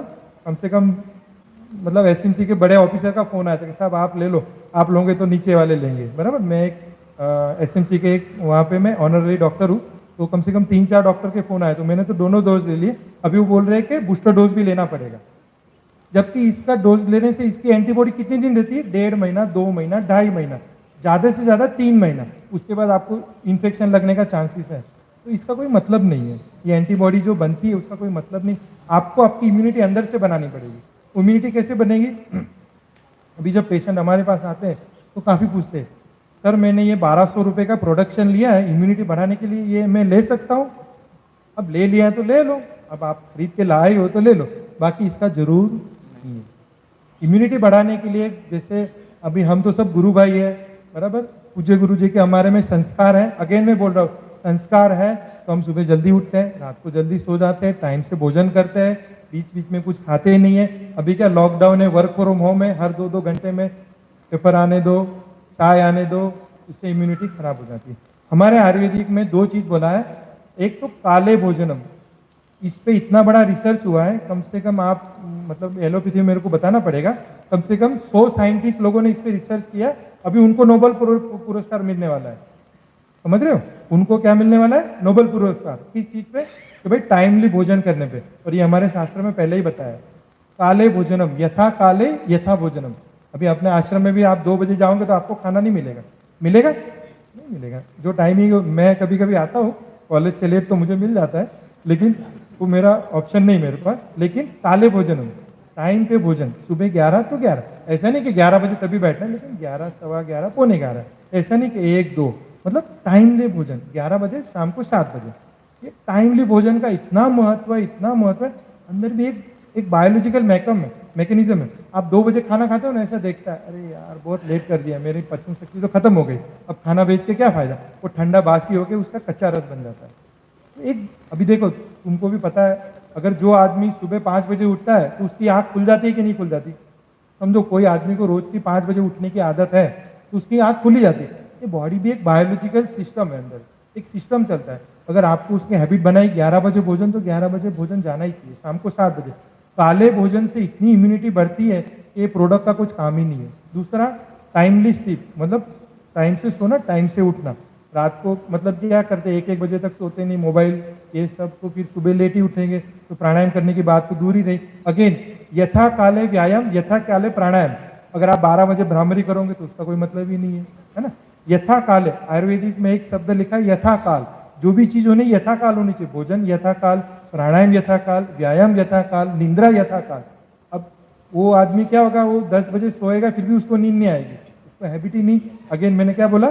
संस्कार। अभी मैं उसको बोलूंगा भाई तेरे को कल से सो जाना है, तो साहब मैं कितना भी करूंगा ना, अगर मैं 9 बजे भी सो गया तो भी मेरे को नींद नहीं आएगी। क्यों? उसको संस्कार ही नहीं है, उसको 10 बजे सोने के संस्कार ही नहीं है, तो उसको कहाँ से नींद आएगी? तो उसकी इम्यूनिटी डेवलप होगी? नहीं होगी। अगेन मैं बोलता हूँ ये सब संस्कार की बात है, एक दिन में होती नहीं है। तो ये संस्कार क्या है? टाइमली भोजन, टाइमली स्लीप, टाइमली उठना। इससे इतनी इम्यूनिटी बढ़ती, जो आदमी ये करेगा ना, अगर कोरोना वायरस उसके बाजू से चला जाएगा तो भी उसको इन्फेक्शन नहीं होगा। अगर कितना भी लोडेड आदमी उसके बाजू में होगा ना, अगर वो 2 टाइम खाना खाएगा टाइमली, 2 टाइम सुपाच्य भोजन करेगा, टाइम से सो जाएगा, उठेगा, और सबसे बड़ा गुरु मंत्र, गुरु मंत्र के कंपैरिजन में रेमेडिसिविर नहीं है। जो मंत्र अपने प्राकृतिक चिकित्सा में सबसे पहला नाम आता है गांधी जी का। गांधी जी ने 5 एलिमेंट बोले, पृथ्वी आप, उनने छठा बोला, छठा है राम नाम। बोले जो राम नाम करेगा ये सब कोई जरूरत नहीं। जो गुरु मंत्र का कवच है, तो मुझे नहीं लगता कोई वायरस उसके पास आएगा। उसका मनोबल इतना दृढ़ होगा कि कोई वायरस होगा ही नहीं उसके पास, बराबर। तो अगेन, जो सुबह जल्दी उठेगा, मंत्र जाप करेगा, तो ऐसी उसकी इम्यूनिटी बढ़ेगा। सबसे बड़ा इम्यूनिटी बढ़ाने का स्रोत तो मंत्र जाप ही है, बराबर। और ऐसी स्थिति में जब आपातकाल चल रहा है, तो मेरी ऐसी इच्छा है कि आप 2 माला दूसरे लोगों के लिए भी करो कि जो फंसे हुए इसमें, तो आप खुद की माला भी करो, 5 माला एक्स्ट्रा करो कि जिनके ऊपर संकट आया हुआ है, बराबर। तो अभी मैंने आपको 2 चीज बता रहा हूँ, एक तो इम्यूनिटी, और दूसरा कि जो बीमार पड़े उसके लिए क्या करना। तो मैंने इम्यूनिटी के लिए आपको बताया, यथा काले यथा भोजनम, यथा काले यथा व्यायाम, यथा काले यथा निंद्रा। आयुर्वेदिक में 3 स्तंभ है, आहार, निद्रा और ब्रह्मचर्य। तो इसमें ब्रह्मचर्य का भी पालन करेंगे, योग्य आहार लेंगे, योग्य निद्रा लेंगे, आहार, निद्रा और ब्रह्मचर्य, ये 3 स्तंभ जिसके मजबूत, उसकी इम्यूनिटी बहुत स्ट्रांग, उसको वायरस का इन्फेक्शन लग ही नहीं सकता। बराबर? तो ये 3 चीज आप दिमाग में बिठा लो, आहार, निद्रा और ब्रह्मचर्य। अब बात आती है कि जिसको इन्फेक्शन लग गया उसका क्या करे, क्या ना करे। फर्स्ट क्वेश्चन समझो, जिसको बुखार आ गया उसमें क्या करना चाहिए, क्या नहीं करना चाहिए। तो पहली बात, जैसे अतुल भाई ने बताया, तो उसमें जो कफ बढ़ाता है वो भोजन नहीं करना चाहिए। गौनी रोटली, बराबर, घऊ का रोटी, चोखा मतलब भात, खिचड़ी, ये सब नहीं खाना चाहिए। उसमें ज्वार का रोटला, बाफेला मग, बराबर, गुजराती में बोलते हैं बाफेला मग, बाफा हुआ मग, अक्खा मग, बराबर, और ज्वार का रोटला। और सब्जी में दूधी मतलब लौकी, नेनुआ, गिलका, मतलब जो फल सब्जी है वो खा सकते हैं। ज्वार का रोटला, घऊ, चोखा और दूध, ये 3 चीज बंद करना है। और फ्रूट जूस नहीं लेना है, कोई भी प्रकार का फ्रूट अक्खा खा सकते हैं। गुरुजी भी बोलते हैं कि फ्रूट काट के नहीं खाना चाहिए, उसमें जूस भी नहीं पीना चाहिए। अक्खा फ्रूट, अक्खा सेब खा सकते हो। उसमें भी ज़्यादातर क्या, आप केला जैसा कोई जो ज़्यादा कफ बनाए वो फ्रूट नहीं खा सकते। और दूसरा, कोई लोगों को आदत होती है कि रोज नारियल पानी। एक सिद्धांत आयुर्वेदिक में ध्यान रखना, अति सर्वत्र वर्जयेत।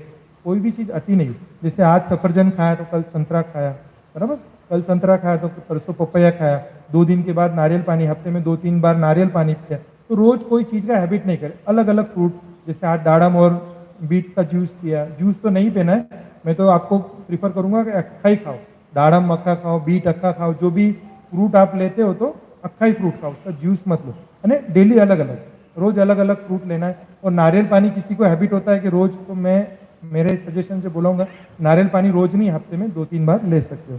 क्या ना करे तो गऊ, चोखा और दूध और फ्रूट जूस, ये 4 चीज बंद करना है। हमारे आयुर्वेदिक में बुखार को मिटाने के लिए लंगनम परम औषधम, आपको उपवास ही करना है। उपवास कैसे करना है, साथ में पतला पतला, जैसे बाफेला मग, बराबर, कोई प्रकार का सूप, बराबर, ज्वार की राब, पतला पतला खा के, मतलब एनर्जी भी डाउन ना हो, है ना। आपको लंघन भी करना है, रोटी सब्जी बंद करना है, लंघन करना है। पहले 2 दिन आपको उपवास करना है। उपवास कैसा, जो मैंने बताया, पेज जो प्रकार होता है गुजरात में बहुत फेमस है, बराबर, ज्वारनी राब, बराबर, भातनी पेज। भात की पेज और चावल में बहुत डिफरेंस है, बहुत थोड़ा भात होता है, पानी ज़्यादा होता है, उसमें धनिया, जीरा जो भी आप डालते हो, उसका पतला पानी गरम गरम, ज्वार का अपना मूंग का सूप, ये सब चीज़ें ले सकते। गलती कहाँ होती है, मैं आपको एक बताता हूँ। मैंने कुछ क्वेश्चन जो मैंने रूटीन पेशेंट में आते हैं वो क्वेश्चन लिख के लाया हूँ, गलती कहाँ होती है। तो अभी देखो, आपने 2 वेव देख लिए, पिछली भी देख लिए जो जुलाई में आई थी, अब की बार भी देख ली। अब की बार वेव में क्या होता है, पेशेंट को बॉडी एक बहुत होता है, शरीर जबरदस्त, गुजराती भाषा में बोलो तो शरीर टूटे है, बराबर।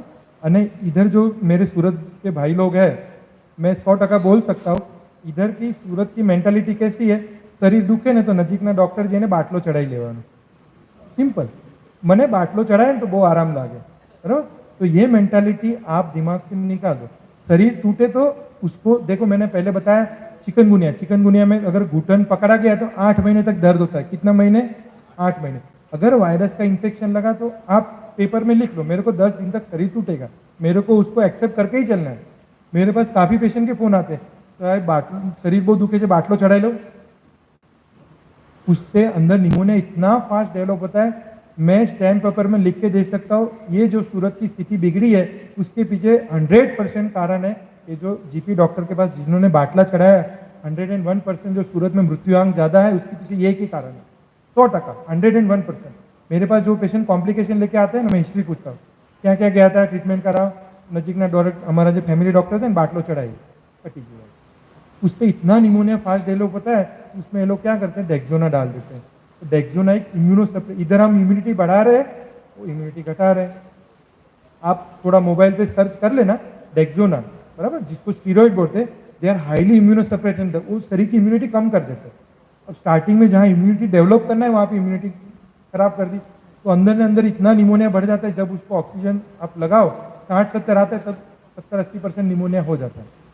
तो इसलिए मेहरबानी करके गलती क्या ना करें, अगर शरीर आपका दुखता है तो आप, मैंने पहले जैसे बताया, आपके शरीर में वायरस आ चुका है, शंशमनी वटी, करियातू, दशमूल का काढ़ा, बराबर निरापद ऐसे कोई वटी लेके वायरस लोड कम करे और आप मगज में फिट कर लो, मुझे वायरस की असर होगी, मेरा शरीर टूट रहा है तो मुझे 10 दिन तक तकलीफ रहेगा। उसके लिए मेरे को कोई दवा की जरूरत नहीं है, मेरा बॉडी ऑटोमेटिक एंटीबॉडी तैयार करेगा, मेरा शरीर ऑटोमेटिक इम्यूनिटी तैयार करेगा और जो मेरा शरीर का दुखाव ऑटोमेटिक कम होगा। उसके लिए मुझे कोई दवाई का जरूर नहीं है, बराबर। बिल्कुल भाई। हाँ, लोग पूछ रहे हैं कि करियातू क्या है। करियातू बहुत कॉमन ड्रग है, बराबर। करियातू नाम से ही फेमस है, जिसको गुजराती में करियातू बोलते हैं। बाकी उसको संस्कृत में वनस्पति है, चूर्ण आता है, जैसे दशमूल काढ़ा आता है, जैसे गड़ो, गड़ो सबको पता है, उसी प्रकार का एक ड्रग है करियातू। मिलेगा? मिलेगा, अपने आश्रम में मिल जाएगा। दूसरे लोग पूछ रहे हैं। हाँ, कोई भी आयुर्वेदिक स्टोर पे अगर आप जाओगे, बराबर, तो उसमें करियातू, समझो आपको करियातू नहीं मिलता तो आप गुड़ूची का सेवन करें, गड़ो गड़ो, बराबर। अगर आपको बुखार है, अगर आपको 102 डिग्री का बुखार है, आप गुड़ूची का काढ़ा बनाओ और हर 2 घंटे में काढ़ा पियो। जब तक बुखार नॉर्मल नहीं होता तब तक आप काढ़ा पियो और संशमनी वटी का सेवन करो, तो उससे बुखार आपका कम होना चाहिए, न कि पैरासीटामोल से, बराबर। अभी अपना पॉइंट था कि गलती क्या नहीं, तो ये गलती आपको नहीं करना है, बराबर। दूसरा कि भाई समझो अभी मैंने आपको बताया निमोनिया निमोनिया निमोनिया, सब जगह हर जगह निमोनिया ही है, बराबर। अभी मैं आपको एक साधारण एक एग्जांपल देता हूँ। अभी सबको पता है कि हर साल सीजन आता है, सबको सर्दी बुखार होता है, बराबर। लेकिन ये कोरोना वायरस ये टिपिकल है। देखो पहले जब सीजन में अपने को बुखार होता था ना, 1000 लोगों को बुखार होता था, सर्दी खांसी बुखार, उसमें से 5 या 2 लोगों को निमोनिया होता था। मैं जैसे अगर मैं मेरी क्लिनिक में बैठता हूँ, मैं 1000 पेशेंट देखता हूँ सर्दी खांसी ताव के, उसमें से 5 या 10 पेशेंट को निमोनिया होता था। अभी 1000 में से 900 पेशेंट को निमोनिया होता है। आप समझ लो, किसी को अगर इन्फेक्शन हुआ ना, किसी को 5%, किसी को 10%, किसी को 20%, ये सब टका में ही है, किसी को 70%, किसी को 80% निमोनिया ही है, क्योंकि 1000 में से 900 पेशेंट को निमोनिया होता है। और ये निमोनिया कैसा है, साइंस क्या बोलता है, दिस इज एटिपिकल निमोनिया। ये कोई अपना पहले वाला निमोनिया नहीं, एकदम नॉर्मल निमोनिया है, इसमें कोई प्रकार की ट्रीटमेंट की जरूरत नहीं है, आपको खाली बुखार भगाना है। अभी मेरे पास फोन पे रोज मैसेज आते हैं कि सर मारू ऑक्सीजन 80 છે, सर मारू ऑक्सीजन 70 છે, सर मारू ऑक्सीजन 92 છે। अगर आपको बुखार नहीं है तो वो निमोनिया कम हो जाएगा। मेरी बात समझ में आ रही है? समझो अभी कोई XYZ आपका फ्रेंड है, बराबर, उसने सिटी स्कैन करवाया, उसको 70% निमोनिया आया, लेकिन उसको बुखार नहीं है तो वो निमोनिया कम होगा। That will resolve itself only. वो निमोनिया उसके आप ही कम होगा। वो निमोनिया पहले जैसा निमोनिया नहीं है, जो अपने को पहले होता था ना, वो निमोनिया नहीं। ये निमोनिया एटिपिकल निमोनिया बोला जाता है। वो निमोनिया अपने आप ही कम होगा, उसको टाइम लगेगा, 2 महीना लगेगा। अगर समझो किसी को निमोनिया हुआ होगा, समझो किसी का सिटी स्कैन हुआ होगा, तो कोरोना ठीक हो गया, आप 1 महीने के बाद आप सिटी स्कैन कराओ, 40% ही बताएगा। उसको रिजॉल्व होने में साइंस बोलता है 6 से 8 महीना लगता है। वो जो एटिपिकल निमोनिया का रिपोर्ट देखा, घबरा गया, ऑक्सीजन लेवल डाउन, आधे ही दिमाग से डाउन। दिमाग में एक बात ठीक कर लो, अगर आपका बुखार चला गया, आपका ऑक्सीजन लेवल 85 हो, आपका निमोनिया 70% हो, आपको कुछ नहीं होगा। हाँ, अगर बुखार है आपको तो अंदर लड़ाई चल रही है, आपकी एंटीबॉडी अभी लड़ाई कर रही है इम्यूनिटी डेवलप करने के लिए। मेरी बात समझ में आ रही है? अगर आपको बुखार है तो आपके शरीर में अभी इम्यूनिटी बढ़ी नहीं है, वो लड़ाई कर रही है। अगर आपका बुखार चला गया, ऑक्सीजन लेवल 85 है, आपका निमोनिया 70% है, कुछ नहीं होगा। वो निमोनिया अपने आप कम हो जाएगा, आप 14 दिन उसमें पास कर लोगे, कुछ नहीं होगा। ये कोरोना का जो बुखार है वो 14 दिन का पीरियड है, पहले 7 दिन, दूसरे 7 दिन। जो कॉम्प्लिकेशन है 10 से 12 दिन में आते हैं। अभी 10 से 12 दिन कैसे गिनना, जैसे अतुल भाई ने बताया कि जिसको शुगर नहीं आता वो एसिम्टोमेटिक पेशेंट बोले जाते हैं हमारी भाषा में। अब एसिम्टोमेटिक पेशेंट का पहला दिन कहाँ से गिनना तो बहुत मुश्किल है, उसके शरीर में वायरस कब आया वो गिनना बहुत मुश्किल है। तो ये 10 से 12 दिन, ये जो 3 दिन है, खाली ये 3 ही दिन संभालना है। ये 3 दिन अगर आपके पास हो गए तो आपको 70% इन्फेक्शन हो, 80% इन्फेक्शन, आपको कुछ नहीं होगा। ये 3 दिन में आपको संभालना है। अगर कोरोना वायरस का जो स्प्रेड पकड़ो, अपने 14 दिन का है, 1 से लेकर 14 दिन, समझो पहले 6 दिन में आपको कुछ नहीं होता। निमोनिया डेवलप होना कब से चालू होता है? 8वें दिन से। हाँ, अगर आपने पहले ही उसको दबा दिया बुखार तो निमोनिया डेवलप ही नहीं होगा। अगर आपने पहले आयुर्वेदिक से अगर उसको दबा दिया तो निमोनिया डेवलप ही नहीं होगा। अगर वो निमोनिया अगर आपने उसको दबा दिया तो 8वें दिन से निमोनिया चालू हो जाएगा। और निमोनिया गंभीर स्थिति में कब पहुंचेगा? 10 से 12 दिन। अगर वो पीरियड आपने निकाल दिया, उस टाइम तक बुखार नहीं रहा, तो आप जीत गए, कोरोना को हरा दिया। इसलिए पहला आपको सिद्धांत दिमाग में क्या बैठना है, 2 से 3 दिन में मेरे को कोई भी तरह से आयुर्वेदिक तरीके से बुखार को मिटा देना। एक बार बुखार चला गया, फिर किसी के बात में नहीं आने का, तुम्हारा रिपोर्ट 70% हो, 60% हो, ऑक्सीजन कितना भी हो, आपका कोरोना ठीक हो गया। हाँ, जिस व्यक्ति में बुखार 10वें दिन तक भी आता है, उसका मतलब है उसकी इम्यूनिटी डेवलप नहीं हुई है, तो अंदर निमोनिया बढ़ता रहता है, निमोनिया बढ़ता रहता है और ऑक्सीजन लेवल कम हो जाता है। अन्य ये एक साइंस है, इसमें ऐसा है कि बॉडी में एक केमिकल सेक्रेट होता है। जब आपका निमोनिया डेवलप होता है, आपका ऑक्सीजन लेवल 80 से कम 48 आवर्स तक रहता है, तो बॉडी में एक केमिकल सेक्रेट होता है जिसको साइटोक्रोम स्टॉर्म बोलते हैं हमारी भाषा में। उससे वो निमोनिया पत्थर जैसा हो जाता है, उसको हमारी भाषा में फाइब्रोसिस बोलते हैं। इसलिए ये निमोनिया फाइब्रोसिस में कन्वर्ट हो जाता है। इसलिए ज़्यादा दिन तक बुखार न रहे, उसका काळजी रखें। बने तो आयुर्वेदिक ड्रग ले, आयुर्वेदिक ड्रग से बुखार अगर पहले 2 दिन में ही चला जाता है तो निमोनिया की कंडीशन आती ही नहीं। और यही मेरा परामर्श रहेगा आपको। मैं आपको 3 ही चीज़ बताया, शंशमनी वटी, बराबर, और एक डाउट था कि करियातू नहीं मिले तो क्या करना, तो गुड़ूची गड़ो, बराबर, उसका भी एंटीवायरल प्रॉपर्टी बहुत ज़बरदस्त है। आपके शरीर में जो वायरस लोड है तुरंत कम कर देगा। एलोपैथी, अगर मैं इधर बैठे हुए मेरे सब साधक भाई को प्रार्थना करता हूँ, अगर आपके नज़दीक के कोई डॉक्टर आपको बोले कि फेविफ्लू ले लो, फेंक दो कचरे के डब्बे में, उसको लेना ही मत। उससे आपकी इम्यूनिटी सिस्टम इतनी डाउन होती है।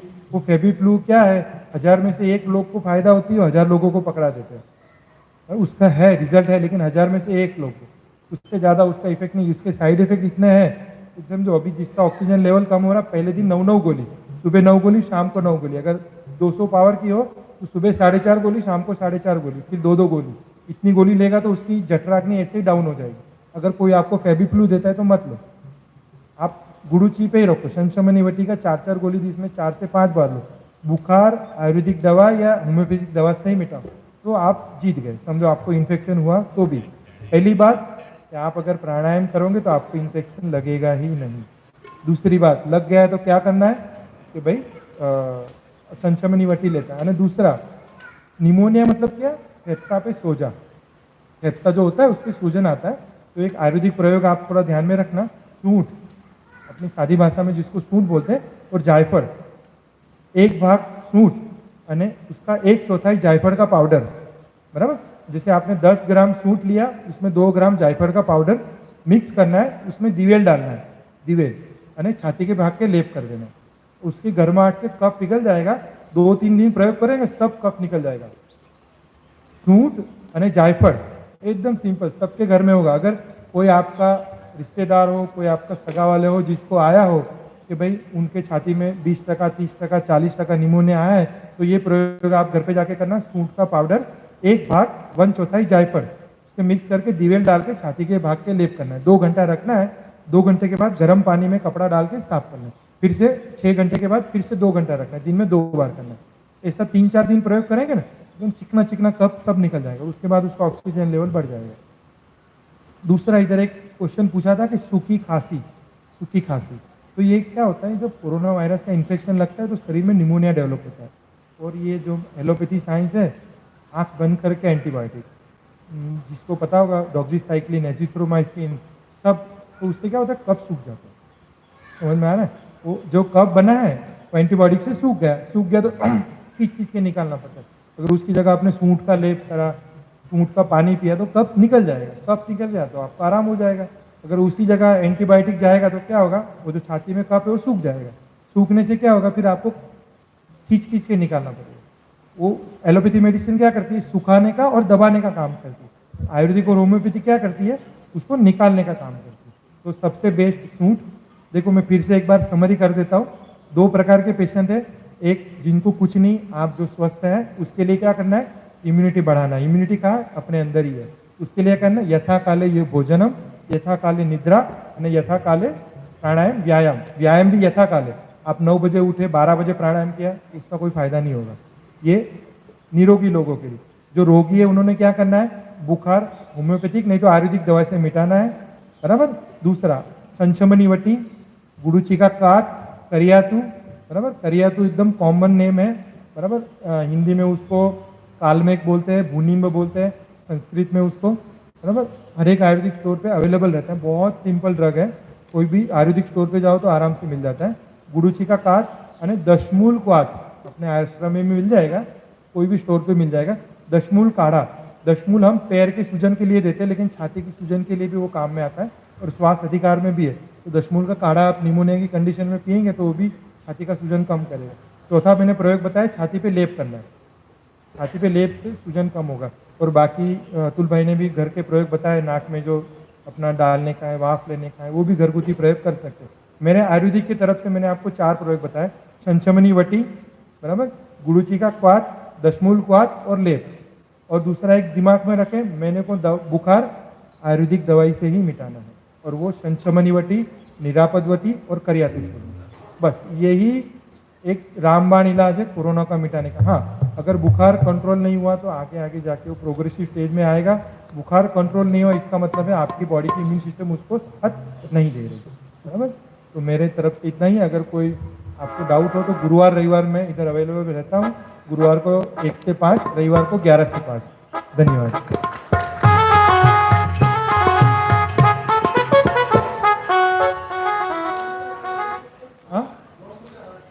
गौमूत्र ले सकते हैं।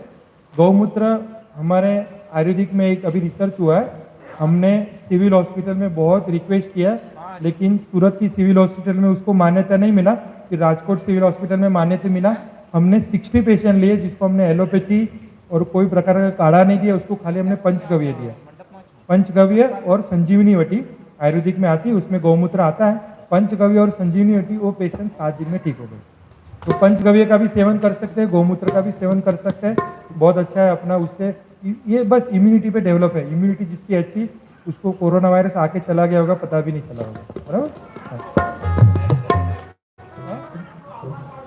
हाँ, आमला पाउडर भी ले सकते हैं, विटामिन सी, बराबर। ये काफ़ी रिसर्च है, नया नया रिसर्च आते हैं, बराबर। अमेरिका लोग ने ये सब रिसर्च करते हैं। नया रिसर्च ऐसा है कि बॉडी में विटामिन सी जाने से वायरस का म्यूटेशन कम हो जाता है।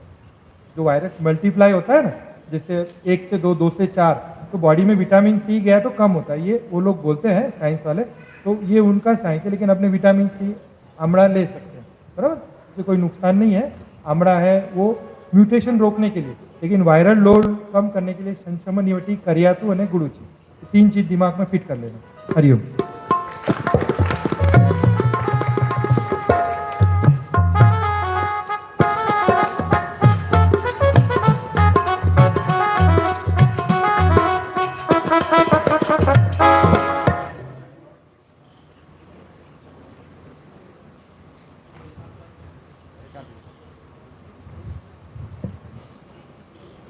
हरिओम। तो यहाँ पर अपन ने अभी श्री अतुल भाई और विपुल भाई को अपन ने सुना, डॉक्टर जी, और आप देख रहे हो कि आखिरी 1 साल से ये जो भी वायरस है उसका इन्फेक्शन हो रहा है और उसमें से आगे बढ़ रहे हैं। तो उसमें अभी अतुल भाई, विपुल भाई को 1 साल के अंदर जो भी पेशेंट को ठीक किया, वो उनका अनुभव से ही ये सब बताया गया है।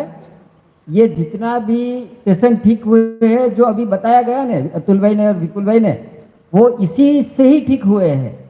तो आप समझो कि एक कार्य अपन घर पे, अपने घर पे ही सब कर सकते हैं।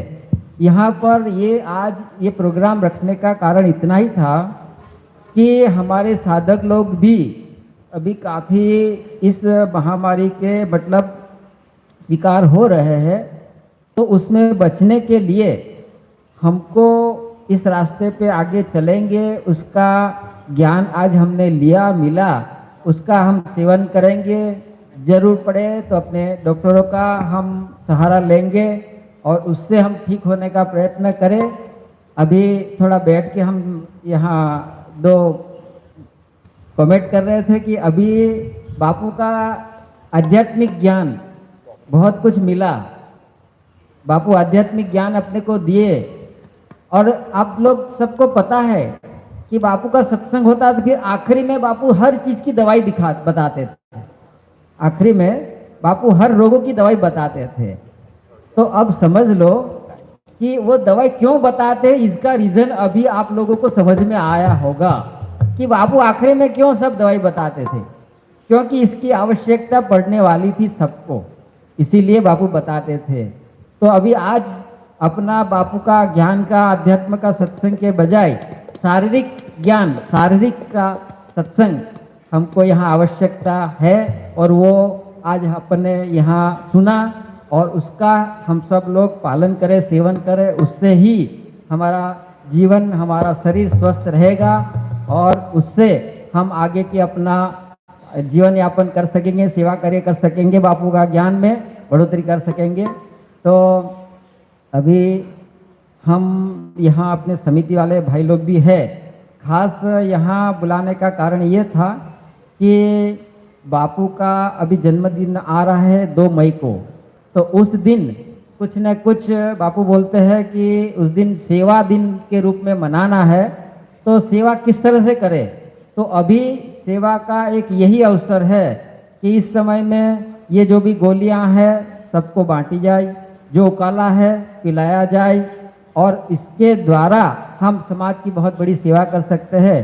तो यहाँ जो भी समितियाँ उपस्थित है, ये अपने आश्रम की जो वेबसाइट है उसमें अतुल भाई ने अपना जो भी बताया वो सब डला हुआ है, उसका एक पैम्पलेट बनाया जाए, तो इसको व्हाट्सएप के द्वारा चारों ओर फैलाया जाए, तो घर घर तक लोगों को पहुंचेगा, उसका सेवन करेंगे, उससे स्वास्थ्य सबका ठीक होगा।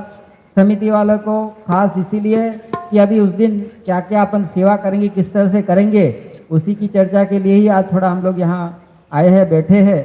तो मैं चाहता हूँ कि सब समिति जो भी यहाँ बैठे हैं, तो उस दिन क्या क्या इस तरह की सेवाएं करेंगे वो थोड़ा सोचे, निर्णय करें, और बाकी भाई लोग भी इस तरह की जो भी सेवा करना चाहते हैं वो भी समिति के साथ में जुड़ जाए, और ये बापू का जन्मदिन है उस दिन ऐसी सेवा में लगे।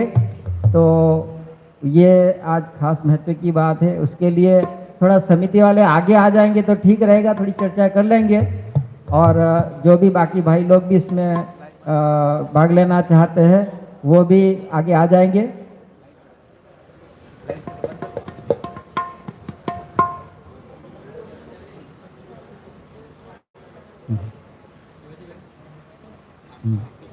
जो भी भाई यहाँ उपस्थित है, यहाँ आंवले का शरबत भी है, वो भी बांटना चाहे यहाँ आश्रम से मिल जाएगा, और ये उकाला वगैरह भी जो भी